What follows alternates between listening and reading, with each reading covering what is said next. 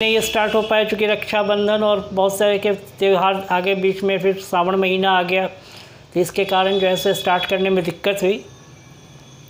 अब जो है सो चूँकि अब आज से स्टार्ट हुआ तो अब ये कंटिन्यूअस 40 दिन, और अगर हमारी बातें पूर्ण नहीं हो पाई तो उससे आगे भी आगे बढ़ेगा। तो आज से लेकर के अभी आने वाले 3 दिनों में भी आगे 2 दिन बाद जो है सो 15 अगस्त है, तो 15 अगस्त के दिन ये क्लास बंद रहेगा। उस दिन हम इस बात पे चर्चा, इलेक्ट्रोपैथी पे चर्चा नहीं, उसके बाद से फिर कंटिन्यू चर्चा करेंगे, ठीक है। तो अब क्या है कि आज हम आप लोग को सबसे पहले इलेक्ट्रोहोम्योपैथी में फ़िलॉसफी के बारे में थोड़ी सी बातें बताएंगे। इलेक्ट्रोहोम्योपैथी कहते किसे हैं? तो अभी तक हम लोग सुनते आ रहे हैं कि इलेक्ट्रोहोम्योपैथी में लोग जो कहते हैं कि इलेक्ट्रोहोम्योपैथी में इलेक्ट्रो अलग और होम्योपैथी अलग, ये 2 नाम से लोगों को इसको इंटीग्रेट करते हैं। यानी कि यहाँ मैंने अभी इलेक्ट्रोहोम्योपैथी लिखा है, तो आप देख सकते हैं कि इलेक्ट्रोहोम्योपैथी लिखने के बाद ये इलेक्ट्रो शब्द अलग हो जाता है, होम्योपैथी शब्द अलग हो जाता है। तो इलेक्ट्रो का मतलब लोग आज के डेट में लोग त्वरित बताते हैं, होम्यो का मतलब जो है सो सामान्य बताते हैं, यानी कि त्वरित।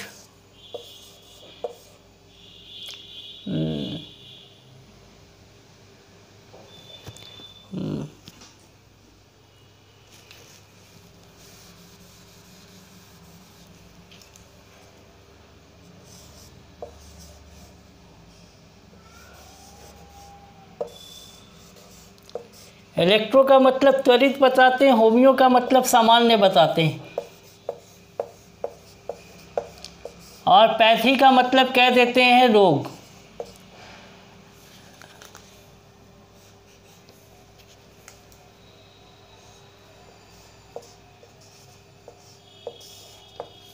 अब त्वरित सामान्य रोग, यानी कि त्वरित रूप से जो है उस रोग पर सामान्य रोग को सामान्य रूप में ले आने वाली पैथी को इलेक्ट्रोहोम्योपैथिक कहते हैं। लेकिन हम यहाँ पर इससे अपनी बात को हम मानते नहीं है। आज ये जो सिद्धांत है, जो पुराना सिद्धांत लोगों का है, इस पर हम चर्चा कभी नहीं करते, क्योंकि ये ऐसा कोई एक्सप्लेनेशन जो है सो इलेक्ट्रोहोम्योपैथी की परिभाषा नहीं हो सकती है। तो हम यहाँ पर कहते क्या हैं कि इलेक्ट्रो का मतलब इलेक्ट्रोलाइट,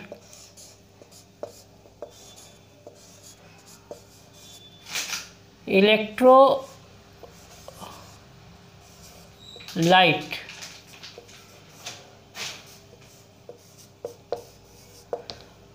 और यानी कि शरीर में जो आयन संबंधी जो हैं तत्व, वो उसके बारे में हम चर्चा करते हैं। और होम्यो का मतलब कहते हैं HOMEO।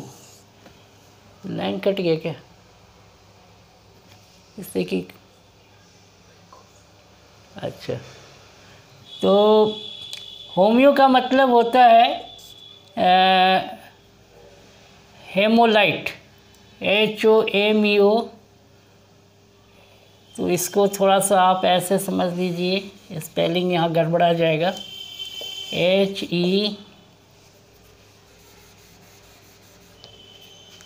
HEMOLYTES।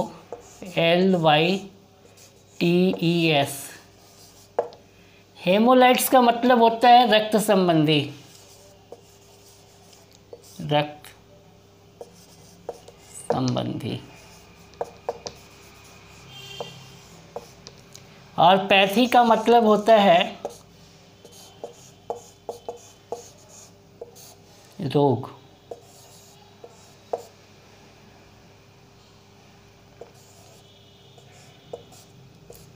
हालांकि पैथ का मतलब, पैथ से अगर पैथी से वाई हटा दे तो पैथ का मतलब हो जाता है एक रास्ता।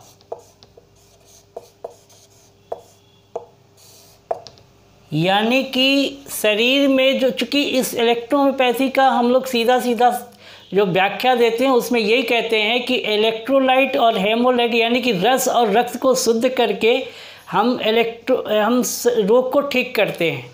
अब उस आधार पर अगर हम देखें तो इलेक्ट्रोलाइट और हेमोलाइट, यानी कि इलेक्ट्रोलाइट क्या है, आपके बॉडी का जो है सो लिम्फेटिक सिस्टम है। हेमोलाइट का मतलब रक्त संबंधी है। तो ऐसी चिकित्सा विज्ञान जो शरीर के रस और रक्त को शुद्ध कर रोग को ठीक करने का जो रास्ता बताती है, जो समझाती है, उस चिकित्सा विज्ञान को हम इलेक्ट्रो होम्योपैथी कहते हैं। और हम आगे भी जितनी चर्चाएं करेंगे, यानी कि जब हम रोग के प्रकरण में यानी कि प्रैक्टिस ऑफ मेडिसिन पर जब आपसे चर्चा करेंगे तो हम प्रत्येक रोगों के बारे में बताएंगे कि यहाँ पर इलेक्ट्रो होम्योपैथी में के सिद्धांत के अनुसार इलेक्ट्रोलाइट और हेमोलाइट में क्या गड़बड़ी हुई जिसके कारण ये रोग हुआ, और उसके बाद हम इसमें कौन सी औषधि देंगे जिससे कि ये रोग जल्दी सही हो जाएगा। ठीक है, तो हाँ बोला जाए। हाँ सर, अगर किसी को कोई जी सर आज हमने स्टार्ट कर दिया है। माइक ऑफ करने बोल दीजिए, माइक को ऑफ करने। हाँ, अपने माइक को ऑफ करने, वो अपने माइक को ऑफ करने बोल दीजिए उसको। आप लोग अपने माइक को ऑफ रखिएगा तो हमारी बात सुनाई देगी, समझे ना। हाँ माइक नहीं, माइक को अपना ऑफ करें, नहीं तो हमिंग आती है ना, तो आप लोग नहीं माइक को ऑन नहीं करिए। अगर आपको कुछ पूछना होगा तभी ऑन करिएगा, ठीक। हाँ, तो अब हम यहाँ पर आते हैं इलेक्ट्रो होम्योपैथी। ये मैंने आपको इसका पूरा डिफिनीशन बताया। अब इसके बाद में आते हैं सब आप बोलिए। हाँ बोलिए, क्या सर? हमने ये कहा इलेक्ट्रो का मतलब इलेक्ट्रोलाइट, होम्यो का मतलब हेमोलाइट, और पैथ का मतलब रोग संबंधी।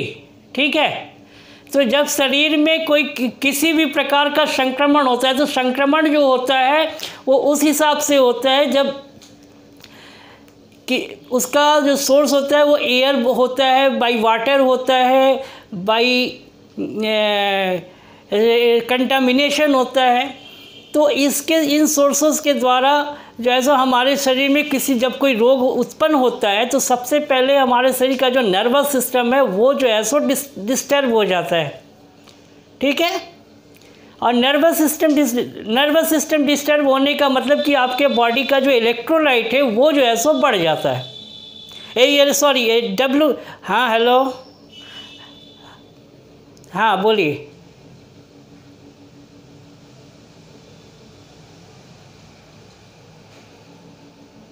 नहीं, मैंने सब लोगों को नहीं, अपनी आवाज़ को आप लोग म्यूट कर लीजिए तब भाई हमारी आवाज़ आपको सुनाई देगी। आपको जब पूछना हो तो बीच में हम आपको मौका देंगे। हाँ, आवाज़ को अपना म्यूट कर लीजिए। आपका जो माइक है वो अपने माइक को म्यूट कर लीजिए ताकि मेरी आवाज़ आप तक पहुंच सके।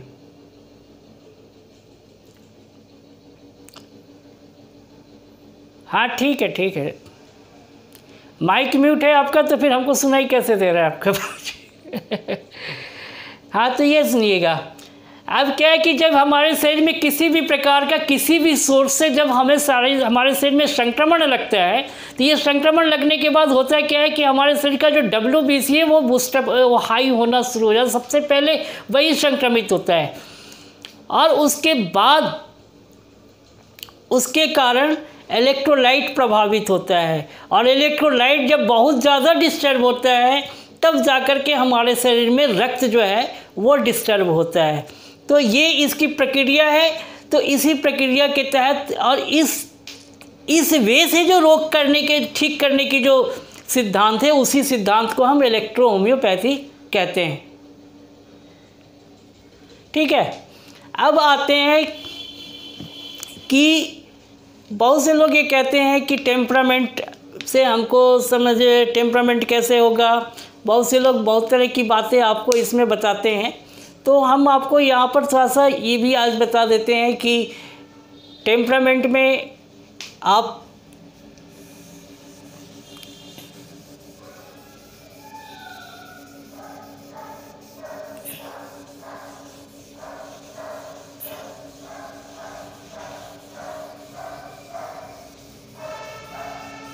अभी तक जो आप किताबों में पढ़े हैं उसमें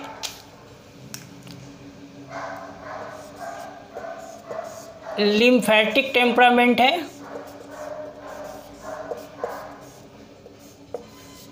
यानी कि कफ,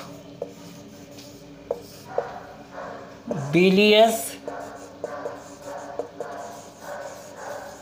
यानी कि पित्त, और नर्वस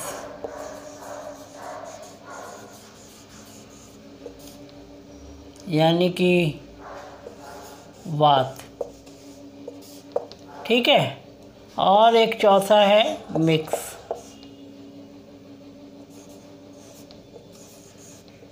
यानी कि मिश्रित।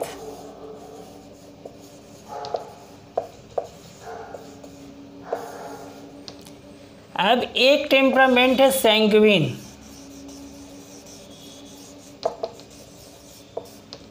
यानी कि रक्त। अब इसके बारे में भी थोड़ा सा हम आपको हिंट दे देते हैं, क्या है ये वास्तविकता इसकी क्या है। अगर मुझे मित्रों अभी कुछ दिन पहले डॉक्टर NL सिन्हा के पब्लिकेशन से एक किताब पढ़ने का मौका मिला, जिसका नाम है electro homeopathic medicine, written by doctor count Cesare Mattei. तब उनकी किताब को जब मुझे पढ़ने का मौका मिला,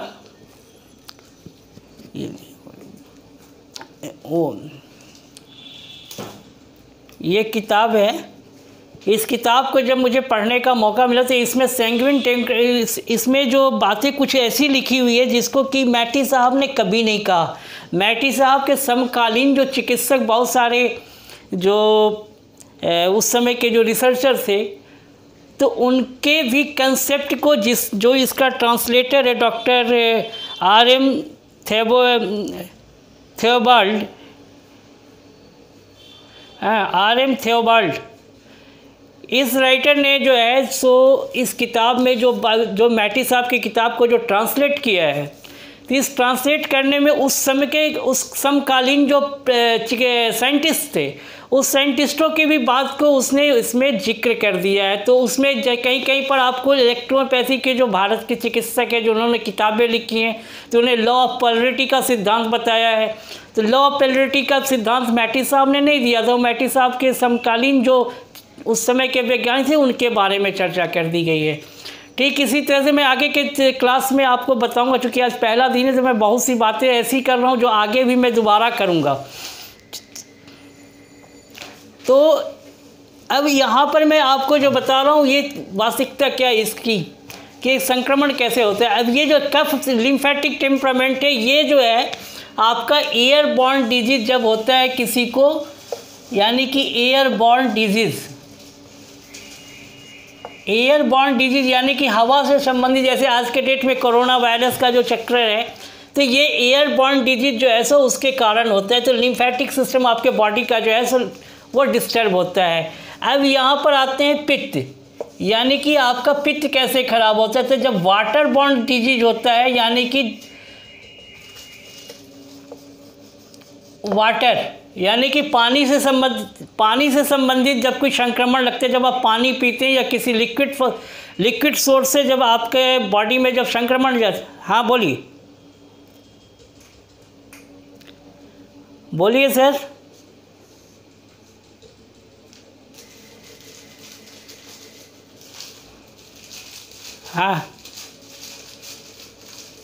हाँ तो वो लोग आप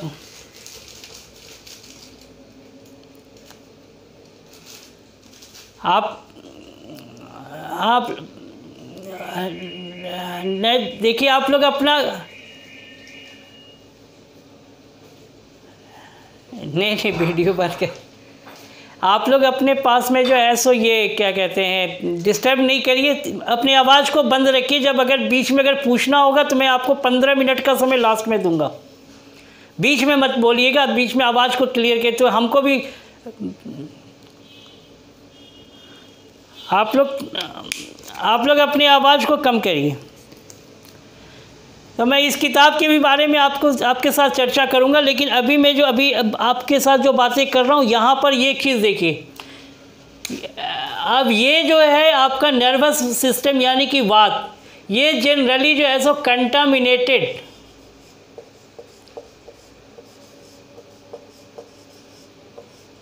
कंटामिनेटेड, हाँ, ये कंटामिनेटेड जो डिजीज होती है उसके थ्रू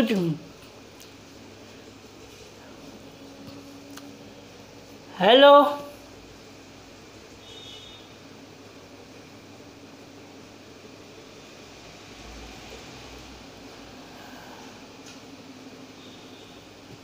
हाँ हाँ हेलो आशुतोष दा, आपने हेलो আপনার যে কিছু অসুবিধা হচ্ছে তো আপনি ভিডিওটা বন্ধ, আওয়াজটা বন্ধ করে দিন। आशुतोष दा, ठीक है, अपना माइकটা বন্ধ করে দিন। तो यहाँ पर जो है लिम्फेटिक का एयरबॉर्न डिजीज़, लिम्फेटिक यानी कि कफ संबंधी जब रोग होता है तो वो एयरबॉर्न डिजीज़ के द्वारा होता है। पित्त जब दूषित होती है तो वाटरबॉर्न डिजीज़ के द्वारा होता है। और नर्वस सिस्टम यानी कि वात संबंधी जब प्रॉब्लम होता है तो कंटामिनेटेड प्रॉब्लम के कारण होता है। और ये जो है आपका मिश्रित के बारे में ये है कि जब आपका कफ और पित्त ये दोनों जब दूषित होता है तब जाकर के ये मिश्रित प्रकृति का प्रॉब्लम, यानी कि इसको वाटर बॉर्न भी डिजीज हो सकता है, इसको एयर बॉर्न भी डिजीज हो सकता है। जो इसकी स्थिति गड़बड़ होगी उसके हिसाब से अगर ये दोनों रोग अगर इसको पकड़ लिए तो इसको कंटामिनेटेड प्रॉब्लम भी होना स्वाभाविक है। अब यहाँ पर ये आता हूँ सैंग्विन टेम्परामेंट के बारे में। अब सैंग्विन टेम्परामेंट है क्या, जिसको कि रक्त प्रकृति का टेम्परामेंट कहते हैं। आप ये जो किताब मैंने आपको अभी दिखाई जो डॉक्टर मैटी के द्वारा लिखा गया है, इसमें एक जगह पर उन्होंने लिखा है कि सैंग्विन और लिम्फेटिक टेम्परामेंट। इसी से स्पष्ट हो जाता है कि जो कफ, जिनकी प्रकृति कफ की भी होती है, तो कफ प्रकृति वाले जो व्यक्ति होते हैं वो उनका स्थिति ये होता है कि बहुत जल्दी एग्रेसिव हो जाते हैं, इससे उनका चेहरा लाल हो जाता है। तो जिनको बहुत ज़्यादा तेज़ी से क्रोध आता है, तो खास करके जिनका कफ जिनका बिखरा रहता है, उनका कफ बिगड़ने वाले के लोगों का जो है सो रक्त प्रकृति उनको कहते हैं। जो यानी कि जो बहुत ज़्यादा क्रोधित होते हैं, जिनका कफ बहुत ज़्यादा दूषित होता है, उन्हीं को रक्त प्रकृति का व्यक्ति कहा जाता है। तो रक्त नाम की कोई प्रकृति, कोई टेम्परामेंट यहाँ पर नहीं होता है। तो इस तरह से मैंने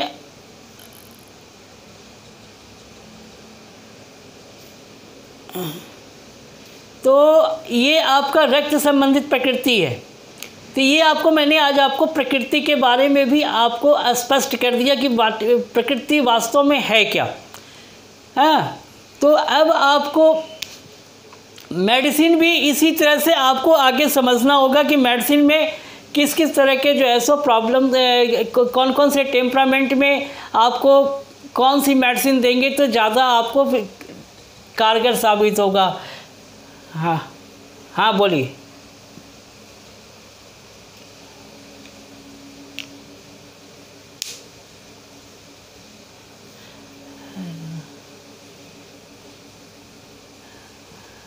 स्क्रीन उल्टा आ रहा है, स्क्रीन उल्टा आ रहा है। हाँ। अच्छा अच्छा,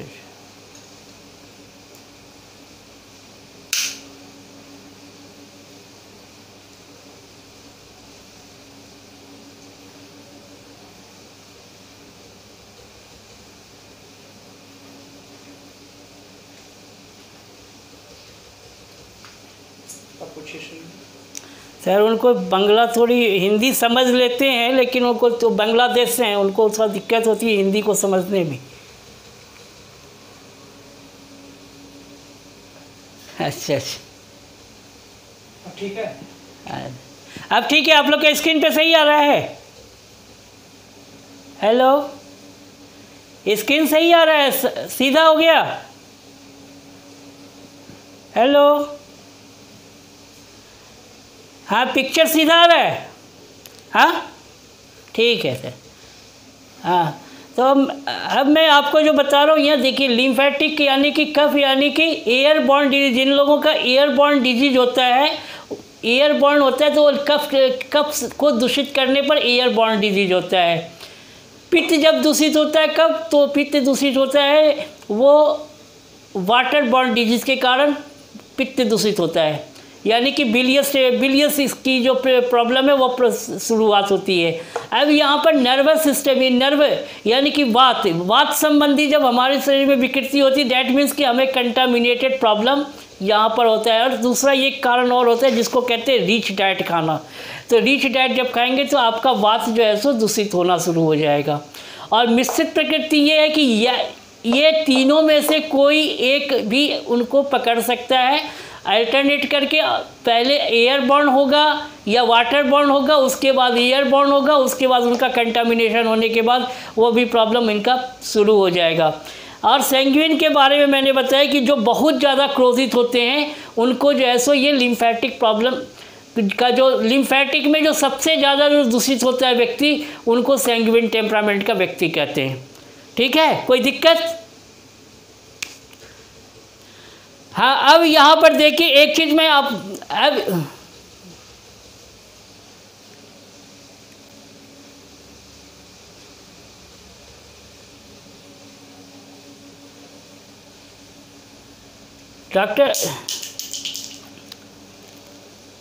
डॉक्टर आशुतोष जी, आप अपना माइक को थोड़ा सा म्यूट कर लीजिए। हाँ, और एक चीज़ आप जान लीजिए कि अगर आपको आवाज़ नहीं सुनाई दे तो आपको इसका वीडियो भी जो है सो आपको टेलीग्राम पे चला जाएगा। अब यहाँ पर एक चीज़ बता रहा हूँ जो आपको किसी ने आज तक नहीं बताया होगा, और ये बहुत ही गुप्त रहस्य हमारे बॉडी का। वो ये है कि लिम्फेटिक टेम्परामेंट, अब इसको टेम्परामेंट के रूप में समझिए। ये मैंने अभी आपको कफ, पित्त और वात और मिश्रित जो है, ये मैंने आपको बताया कि कफ, पित्त, वात कैसे दूषित होते हैं। लेकिन अगर आप दूसरे ढंग से समझना चाहें तो टेम्परामेंट के रूप में आप समझेंगे तो टेम्परामेंट में देखिए ये क्या चक्कर है कि ये ब्लड के साथ इसका क्या रिलेशन है। आपके शरीर में ब्लड जो है सो 3 प्रकार के होते हैं, जो टाइप्स होते हैं, जिसको कहते हैं ABO। ये आपका ABO है। अब इसको आप A समझ लीजिए, इसको आप B समझ लीजिए, इसको आप O समझ लीजिए। अब ये जो मिक्स है ये आपका है AB, ये आपका ब्लड ग्रुप है। तो आपके बॉडी में जिनका भी आप टेम्परामेंट को अगर आप समझेंगे तो अगर उनका ब्लड ग्रुप अगर आपने जांच करवा के रखा है तो जिनको A है, जिनका A है, उनको जान लीजिए कफ की बीमारी होगी, यानी कि उनको ब्रोंकियल प्रॉब्लम होगा, यानी कि उनको ईयरबॉर्न डिजीज होगा। जिनको पित्त की प्रॉब्लम है तो उनको बिलियस टेम्परामेंट है, उनको वाटर कंटामिनेशन से जो है सो कहीं से भी अगर वो दूषित जल अगर पी लिए, या जिसका TDS गड़बड़ हुआ वो जल पी लिए, तो उनको ये प्रॉब्लम उनको होना ही होना है। अब उसके बाद प्रकृति यानी कि कंटामिनेटेड, यानी कि अगर वृक्क से संबंधित, यानी कि रीनल से संबंधित, चूँकि वात संस्थान आपका जो बॉडी का है वो रीनल के सेक्शन में है, तो इसके कारण जो है आपको वात संस्थान के जब किसी से कंटामिनेशन होगा, यानी कि छुआछूत संबंधित, या कहीं पर रीनल में जहाँ बहुत ज़्यादा यूरिन डिस्चार्ज करने वाले लोग, यानी कि पब्लिक यूरिनल है, वहाँ पर जो है सो अगर वो डिस्चार्ज करते हैं, या किसी आपने घर में ही अगर किसी को संक्रमण है बीकोलाई इकोलाई का, अगर उनके प्रॉब्लम उनके द्वारा जो है सो उनको कंटामिनेशन से जो है सो प्रॉब्लम आ जाती है तो इन्फेक्शन लगता है, या किसी का कपड़ा पहन लिया उसके द्वारा इन्फेक्शन लग गया, तो कंटामिनेशन का जहाँ भी वर्क आएगा तो वहाँ पे नर्वस सिस्टम आपका डिस्टर्ब होगा। और ये मिक्स टेम्परामेंट, यानी कि ये दोनों जो है आपका मिक्स वाला, ये जब आपका टैली करेगा, इस दोनों में से कोई एक जब दूषित होगा तो ये मिक्स टेम्परामेंट वाले में वो आ जाएगा, जिसका कि ब्लड ग्रुप आप देख रहे हैं मैंने AB बताया है। और सैंग्विन को मैंने बताया कि जिसका A सबसे ज़्यादा डिस्टर्ब, यानी कि जिसको ब्रोंकियल इन्फेक्शन बहुत ज़्यादा है, डैट मीन्स कि वो बहुत ज़्यादा चिड़चिड़ा, जैसे किसी को सांस लेने में तकलीफ़ होती है, किसी को बहुत ज़्यादा खांसी होता है, उस समय अगर उसको किसी तरह का बात के बहुत जल्दी चिड़चिड़ा होता है, ऐसा हो जाएगा कि वो आपकी बात को सुनना नहीं चाहेगा, बहुत तेज उसका चेहरा जो है सो गुस्से से लाल हो जाएगा।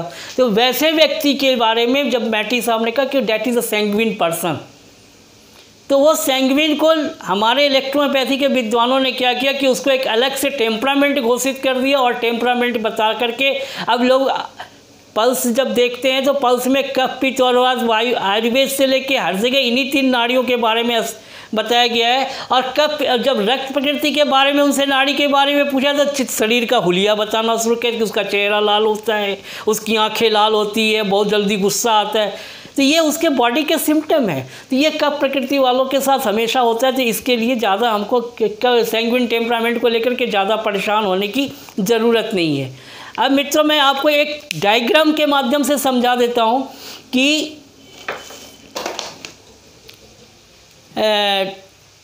आपके शरीर में जो है ये कफ पित्त वात का सेक्शन कहाँ कहाँ है, जिसके द्वारा आप तुरंत समझ जाएंगे कि ये प्रॉब्लम कहाँ से आती है और ये कैसे काम करती है।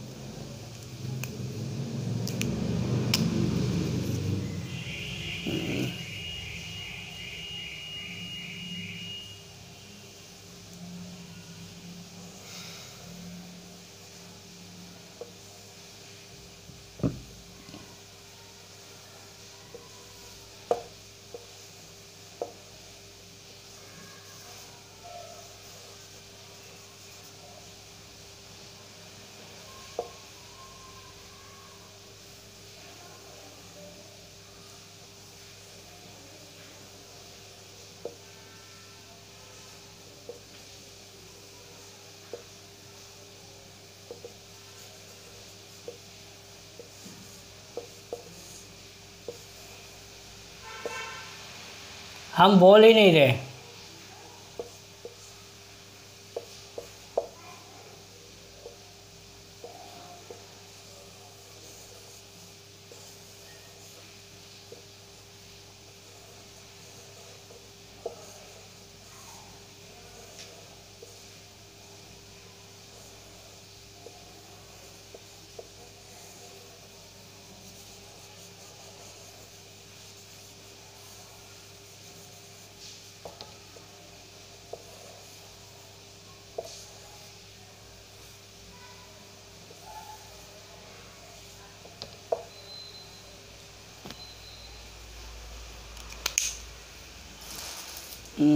एक मिनट।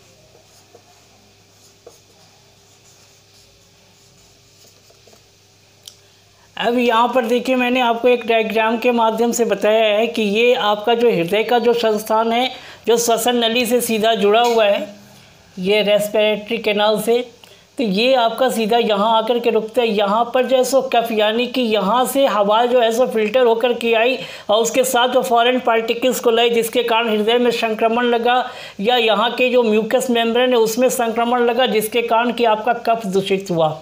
अब ये एलिमेंट्री कैनाल से सीधा जो है सो वो लीवर में आया, लीवर से गॉल ब्लैडर में, या गॉल ब्लैडर से स्टोमक में आया, और यहाँ पर पानी के साथ में जो संक्रमित चीज़ें थी वो आकर के जब आया तो जिसके कारण आपका पित्त दूषित हुआ।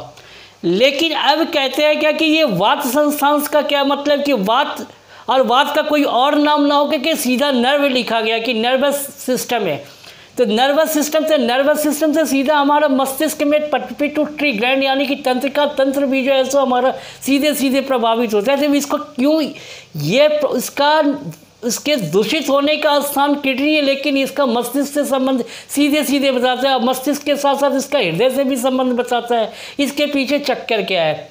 और इसका सीधे सीधे ये क्या कहते हैं, पित्त को भी जो है सो ये यहाँ भी डिस्टर्ब, यानी कि अगर ये डिस्टर्ब हुआ वात संस्थान यानी कि नर्वस सिस्टम अगर डिजॉर्डर हुआ तो आपका सबसे पहले जो है सो ये क्या कहते हैं लिम्फेटिक से पित्त भी डिस्टर्ब होगा, कफ भी डिस्टर्ब होगा और आपका पूरा मस्तिष्क। तो चूँकि मैंने आपको शुरुआत में मैंने बताया था कि जब किसी रोग का संक्रमण होता है तो सबसे पहले हमारा तंत्रिका तंत्र जो है सो वो डिस्टर्ब होता है। यानी कि तंत्रिका तंत्र में कौन सा, तो सबसे पहले सिनेप्टिक ट्रांसमिशन जो है सो वो डिस्टर्ब होता है। सिनेप्टिक ट्रांसमिशन का मतलब कि आपके नर्वस सिस्टम में जो सिनेप्टिक ट्रांसमिशन जो जहाँ पर कि इलेक्ट्रोलाइट्स के डिफिशियंसी के बारे में हम पता एनालिसिस करके समझते हैं, तो वो जो है सो आपका सबसे पहले डिस्टर्ब हो जाता है।